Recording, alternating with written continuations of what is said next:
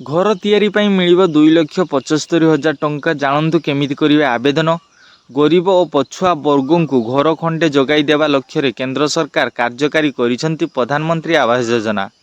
2014ରେ ମୋଦି ସରକାର ଆସିବା ପରେ 2015 ମସିହା ଜୁନ୍ ମାସରେ ଏହି ଯୋଜନାର ଦ୍ୱିତୀୟ ପର୍ଯ୍ୟାୟର ଶୁଭାରମ୍ଭ ହୋଇଥିଲା। ଗ୍ରାମାଞ୍ଚଳ ସହିତ ସହରାଞ୍ଚଳରେ ରହୁଥିବା ଗରିବ ଶ୍ରେଣୀର ପରିବାରକୁ ମଧ୍ୟ ଏହି ଯୋଜନା ଆବାସ ଯୋଗାଇ ଦେଉଛନ୍ତି ସରକାର। ଏହି ଯୋଜନା କେନ୍ଦ୍ର ସରକାର ହିତାଧିକାରୀଙ୍କୁ 2,25,000 ଟଙ୍କା ଯୋଗାଇ ଦେଉଛନ୍ତି।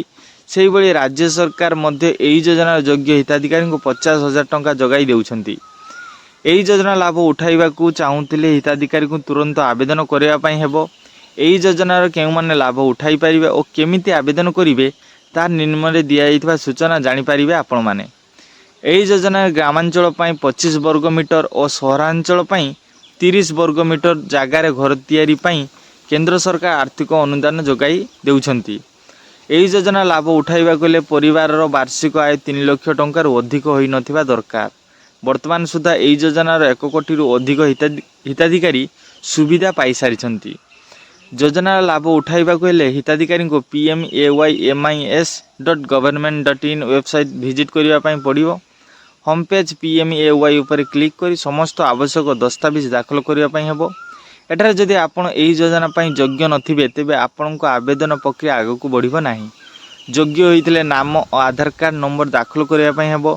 ଏହାପରେ ହିତାଧିକାରୀଙ୍କ ଏକ OTP ଆସିବ। ଏହି OTP ଦାଖଲ କରି ଆବେଦନ ପ୍ରକ୍ରିୟାକୁ ଶେଷ କରିପାରିବେ ଆପଣମାନେ।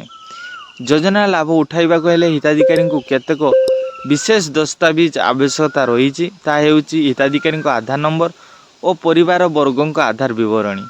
ଏହା ସହିତ ଆକ୍ଟିଭ ଥିବା ବ୍ୟାଙ୍କ ପାସବୁକ୍ ବିବରଣୀ ସହ ଆୟ ପ୍ରମାଣପତ୍ର ଆବଶ୍ୟକତା ରହିବ।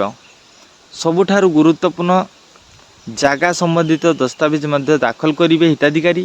ଆବେଦନ କିଛି ଦିନ ପରେ କେନ୍ଦ୍ର ସରକାରଙ୍କ ପ୍ରଧାନମନ୍ତ୍ରୀ ଆବାସ ଯୋଜନା ଲାଭ ଉଠାଇ ପାରିବେ।